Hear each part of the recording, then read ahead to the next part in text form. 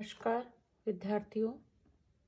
आज हम भारतीय संस्कृति में संस्कारों का महत्व इस विषय पर पिछले वीडियो में हमने अध्ययन किया था, जिसमें 16 संस्कार जो हमारे जीवन के चारों ओर विराजमान हैं या चारों ओर स्थित हैं।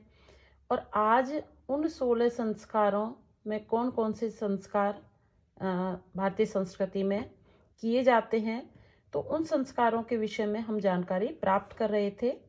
पिछले वीडियो में हमने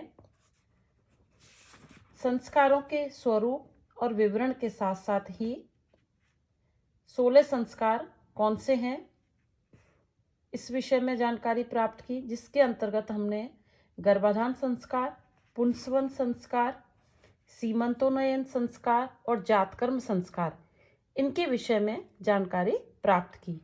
आज हम इनके आगे और कौन कौन से संस्कार हैं इस विषय में जानकारी प्राप्त करेंगे। तो अगला जो संस्कार है वो है नामकरण। नामकरण जो संस्कार है वो सामाजिक चेतना के विकास के साथ ही, जैसे आप लोग जानते हैं कि मनुष्य का जो नामकरण है वो भी करना आवश्यक है। और एक जो व्यक्ति विशेष का नाम होता है तो हम उसको फिर उस नाम से ही हम समाज में उसकी एक पहचान होती है और उस नाम से उसको जाना जाता है। तो बालक का जो नामकरण है वो प्राचीन काल में हम देखते हैं कि देवताओं के नाम पर किया जाता था। जो भी उनके रक्षक जिसको मानते थे हम देवता को, उसी देवी देवता के नाम पर बालक का नामकरण किया जाता था। और उस समय जो भारतीय संस्कृति है इसमें नाम प्रदान करना भी एक तरह से संस्कार के रूप में माना गया, जिसका विस्तृत रूप से जो विवरण है वो हमें मिलता है कि शिशु के जो नाम का जो चुनाव है वो धार्मिक क्रियाओं के साथ साथ निश्चित तिथि को संपन्न किया जाता था और इस अवसर पर उसकी जाति के अनुरूप ही शब्दों पर विचार भी किया जाता था। मनु ने जैसे उनका जो ग्रंथ है उसमें लिखा है, उन्होंने ये माना है कि 10वें या 12वें दिन, जन्म के 10वें या 12वें दिन शुभ तिथि को, नक्षत्र को और मुहूर्त को देखकर बच्चे का नामकरण संस्कार करना चाहिए। किसी किसी ने उसको 11वें दिन माना है, बृहस्पति ने 13वें और 16वें दिन माना है। इस प्रकार सबने अपने अपने उसकी एक परिभाषा दी है कि कौन सी तिथि और नक्षत्र को देखकर हमें नामकरण संस्कार करना चाहिए। सुंदर और कर्णप्रिय नाम अच्छे माने जाते हैं और ये जो नाम थे वो प्राय देवता और नक्षत्र या प्रकृति के पदार्थों के नाम पर होते थे। जैसे बालाओं के जो नाम है वो सुखपूर्वक उच्चारण के योग्य और स्पष्ट अर्थ वाले, मनोहर और मंगल सूचक और अंत में दीर्घ अक्षर वाले होने चाहिए। मनु ने इसकी परिभाषा भी की है कि मंगलम ब्राह्मणस्य शात क्षत्रियस्य बलान्वितम वैश्यस्य धन संयुक्तम शूद्रस्य तो जुगुप्सितम।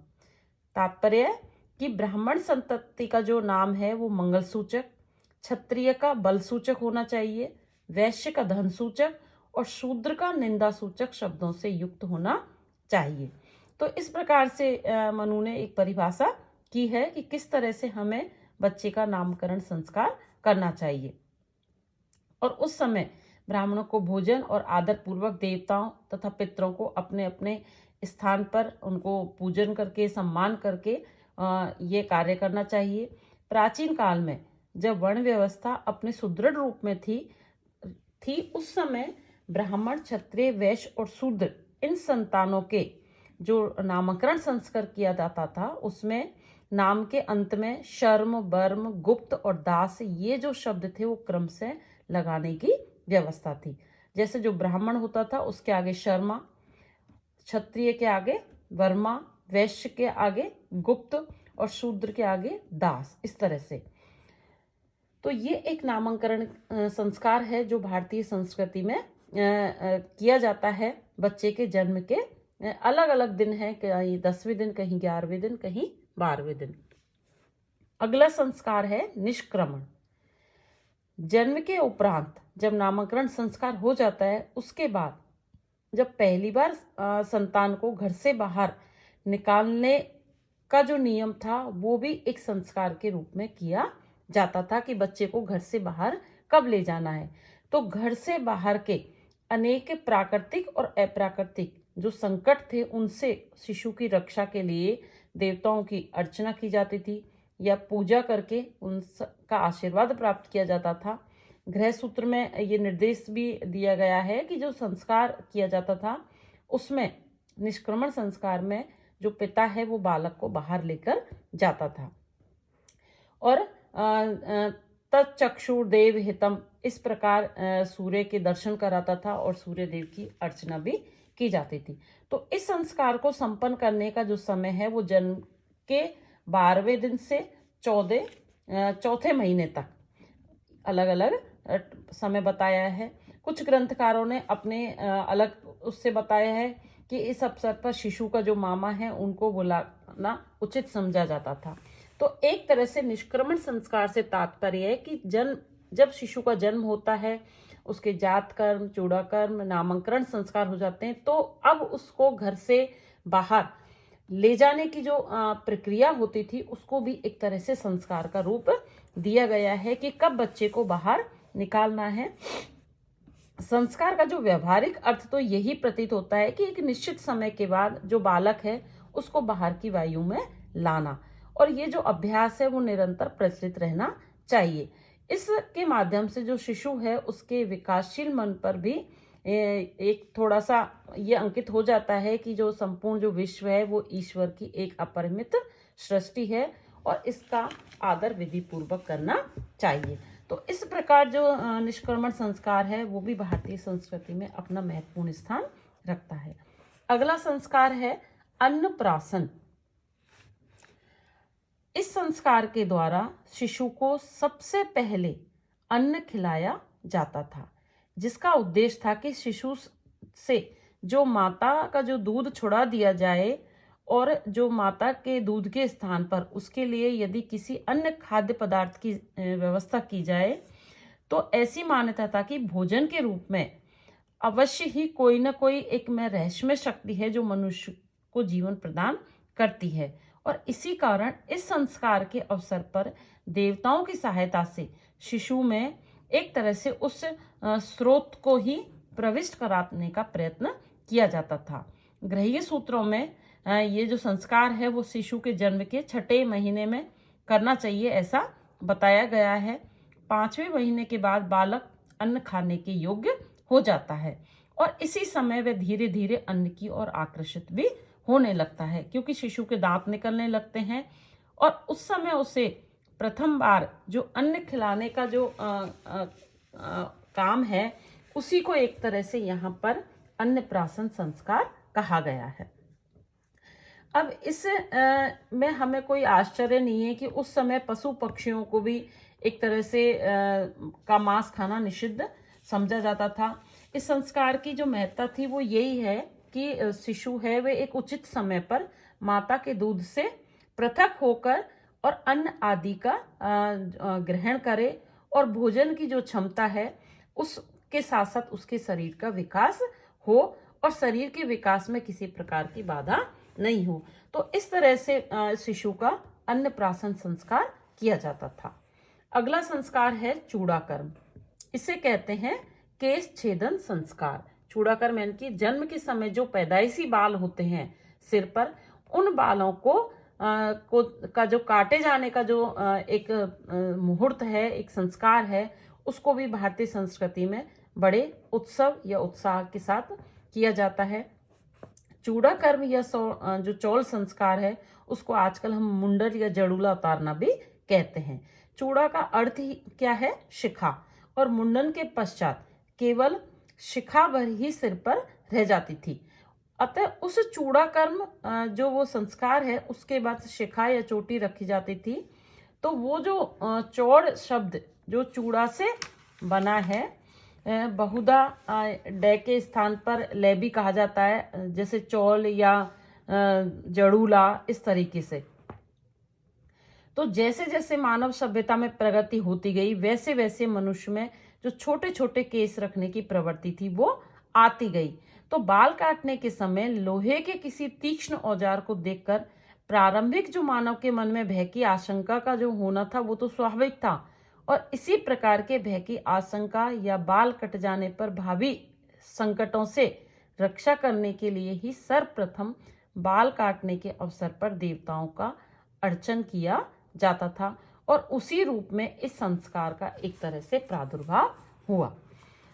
धर्मशास्त्रों में के अनुसार जो ये संस्कार है वो व्यक्ति की दीर्घायु, सौंदर्य या कल्याण प्राप्ति के संस्कार का भी एक प्रयोजन माना गया है।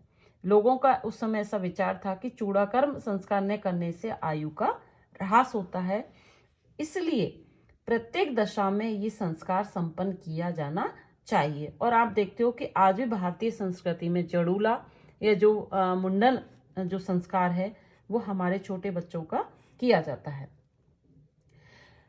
अब इसमें अलग अलग बताया है कि द्विजातियों के लिए चूड़ाकर्म जो संस्कार है वो धार्मिक विधि से पहले या तीसरे वर्ष में वैदिक विधि के अनुसार करना चाहिए। कुछ लेखकों ने बढ़ाकर इसको 5वें और 7वें वर्ष तक कर दिया है, और ये जो संस्कार है वो सूर्य के उत्तरायण में होने पर ही संपन्न होता है, दिन के समय ही संपन्न किया जाता है। शिशु की माता के किसी भी प्रकार अशुद्धि आदि होने पर उसको स्थगित कर दिया जाता है। तो प्रारंभ से ही संस्कार को कहीं ना कहीं मंदिर आदि में संपन्न करने की प्रथा हमारे यहाँ चली आ रही है। आजकल तो जो लोग हैं वो गंगा आदि जो पवित्र नदी हैं उनके किनारे जाकर भी इस संस्कार को संपन्न करते हैं। इसके अंतर्गत जो एक चोटी रखना है वो आवश्यक माना गया है। शिखा को काट देने पर प्रायश्चित का विधान भी किया गया है कि विभिन्न वंशों में 1 से लेकर 5-6 तक शिखाएं रखने की पहले प्रथा थी, पर आजकल इस प्रथा का लोप हो गया है कि जब मुंडन संस्कार किया जाता है तो ऐसा माना जाता है कि सिर के संपूर्ण बाल नहीं काटे जाते, अपितु एक छोटी सी जो शिखा है वो उसको रखना आवश्यक होता है। शिखा का जो संबंध है वो हमारे यहाँ दीर्घायु से जोड़ दिया गया है। तो इस एक तरह से जो संस्कार है ये आज भी भारतीय संस्कृति में अपने स्थान को बनाए हुए। तो इस प्रकार से हमारे यहाँ पर चूड़ाकर्म संस्कार किया जाता है। अगला संस्कार है कर्णभेद। कर्णभेद से तात्पर्य कान को छेदना या कान बिधाने की एक वैदिक कालीन व्यवस्था। इस संस्कार के संपादन का जो समय है वो निश्चित नहीं है। अलग अलग ऋषियों ने अलग अलग, किसी ने 6वां और 7वां, 8वां या 12वां मास बताया है। सुश्रुत ने जैसे 6वां और 7वां वर्ष, बौद्धायन ने 7वें और 8वें वर्ष में। इस प्रकार अलग अलग ऋषियों ने के अलग अलग मत इस संस्कार के विषय में प्रचलित हैं। इस संस्कार के द्वारा सुई की नोक से कानों का छेदन किया जाता है और छेद में सोने या चांदी या पीतल की बाली पहना दी जाती थी। आज के युग में यह संस्कार मुंडन के साथ ही संपादित कर दिया जाता है, किंतु धीरे धीरे यह प्रथा अब खत्म हो रही है। इस सुश्रुत ने एक जगह अपने ग्रंथ में लिखा है कि रक्षा भूषणाम निमित्तम बालस्य कर्णो विद्धेत। रोगों से रक्षा, भूषण या अलंकार के निमित्त बालक के कानों का छेदन करना चाहिए। और गृह सूत्र में इसका संकेत लेकिन कहीं प्राप्त नहीं होता है। संस्कारों की सूची में इसके आधुनिक काल में समावेश का कारण संभवतः यही प्रतीत होता है कि इसका जो प्रयोजन सूत्र में अलंकरणात्मक था तथा कोई भी धार्मिक भावना इससे संयुक्त नहीं थी। अब देखो, आधुनिक युग में इस संस्कार को एक तरह से समाप्त कर दिया गया है, क्योंकि ऐसा माना है कि धार्मिक दृष्टि से इस संस्कार का कोई महत्व नहीं है। ये केवल उस बालक को एक तरह से अलंकार आदि पहनाने की व्यवस्था थी।